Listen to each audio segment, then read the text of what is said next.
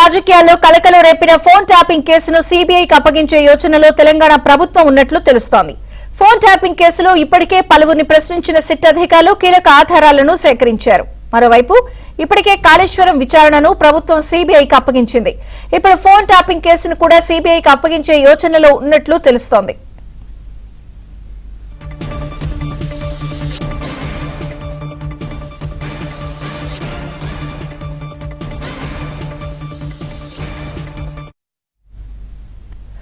తెలంగాణ రాజకీయాల్లో కలకలం రేపిన phone tapping కేసును సీబీఐకి అప్పగించే యోచనలో తెలంగాణ ప్రభుత్వం ఉన్నట్లు తెలుస్తోంది. పూర్తి వివరాలు నరసింహరావు అందిస్తారు. నరసింహరావు.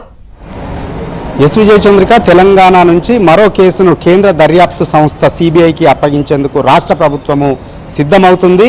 త్వరలోనే రాష్ట్రంలో దేశంలో సంచలనం రేపినటువంటి ఫోన్ ట్యాపింగ్ కేసుని కేంద్ర దర్యాప్తు సంస్థ సీబీఐకి అప్పగించాలని చెప్పి రాష్ట్ర ప్రభుత్వం డిసైడ్ అయింది. ఆ మేరకు త్వరలోనే కేంద్రానికి అప్పగిస్తూ లేఖను రాసేటువంటి అవకాశాలు కూడా ఉన్నట్లుగా తెలుస్తుంది. దానిపైన ఇప్పటికే ప్రభుత్వం సూచనాప్రాయంగా ఒక నిర్ణయానికి వచ్చినట్లుగా తెలుస్తూ ఉంది.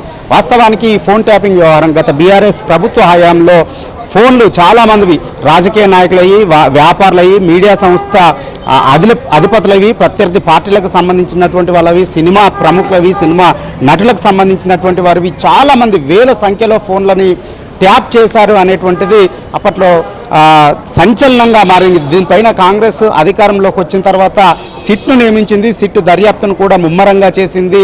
చాలామందిని విచారించింది. ఈ కేసులో కొంతమంది పోలీస్ అధికారులను కూడా విచారించింది, కొందరిని అరెస్ట్ చేసింది.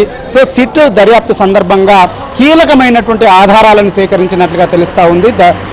అనేక సాక్ష్యాధారాలను వాళ్ళు ధ్వంసం చేసినప్పటికీ కూడా చాలా విషయాల్ని, ఆధారాలని సిట్ దర్యాప్తులో సేకరించినట్లుగా తెలుస్తూ ఉంది. సో ఈ నేపథ్యంలో వాస్తవానికి ఇందులో కేంద్ర మంత్రులు ఉన్నారు, కేంద్ర ప్రభుత్వంలో కీలకంగా ఉన్నటువంటి వాళ్ళు ఉన్నారు, అదేవిధంగా ఏపీకి సంబంధించినటువంటి వాళ్ళు ఉన్నారు, జడ్జిల ఫోన్లు కూడా ట్యాప్ చేశారనేటువంటి ప్రచారం ఉన్నటువంటి నేపథ్యంలో అనేక విషయాలు అందుకు సంబంధించి సిట్ దర్యాప్తులో తేలినటువంటి నేపథ్యంలో దీనిపైన రాష్ట్ర ప్రభుత్వం కంటే కూడా కేంద్ర దర్యాప్తు సంస్థల చేత విచారణ జరిపించడమే సమంజసమని చెప్పి రాష్ట్ర ప్రభుత్వం ఒక నిర్ణయానికి వచ్చినట్లుగా తెలుస్తూ ఉంది. ఎందుకంటే ఇక్కడ పక్క రాష్ట్రాలకు సంబంధించినటువంటి వాళ్ళు ఇందులో బాధితులుగా ఉన్నారు, కేంద్రంలో కీలకమైనటువంటి పదవుల్లో ఉన్నటువంటి వారు ఇందులో బాధితులుగా ఉన్నారు, వ్యాపారస్తులు బాధితులుగా ఉన్నారు, సినిమా వాళ్ళు బాధితులుగా ఉన్నారు, మీడియా సంస్థల అధిపతులు కూడా బాధితులుగా ఉన్నటువంటి నేపథ్యంలో దీనిపైన కేంద్ర దర్యాప్తు సంస్థ చేత దర్యాప్తు చేయించడమే సమంజసం అనేటువంటి ఒక నిర్ణయానికి రాష్ట్ర ప్రభుత్వం వచ్చినట్లుగా తెలుస్తూ ఉంది.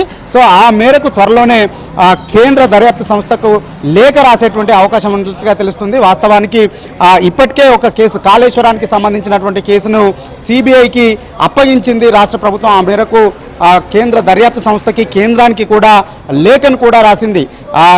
కాంగ్రెస్ ప్రభుత్వం అధికారంలోకి వచ్చిన తర్వాత కాళేశ్వరం కుంగుబాటు పైన కమిషన్ను ఏర్పాటు చేసింది. అటు విజిలెన్స్ దర్యాప్తును జరిపించింది, ఎన్డీఎస్ఏ దర్యాప్తును జరిపించింది. ఈ 3 నివేదికలు వచ్చిన తర్వాత ఆ మేరకు ఇందులో కేంద్ర ప్రభుత్వ సంస్థలు కూడా ఉన్నటువంటి నేపథ్యంలో సిబిఐ చేత విచారణ జరిపించడమే సమంజసం అని చెప్పి ఆ మేరకు కేంద్రానికి దర్యాప్తు చేసేటువంటి బాధ్యతను అప్పగిస్తూ కోరుతూ లేఖను రాసింది. సో అదేవిధంగా ఇక ఈ కేసును కూడా కేంద్రానికి అప్పగించాలనేటువంటి నిర్ణయానికి వచ్చినటువంటి నేపథ్యంలో త్వరలోనే దానిపై కూడా కేంద్రానికి లేఖ రాసేటువంటి అవకాశాలు ఉన్నాయి.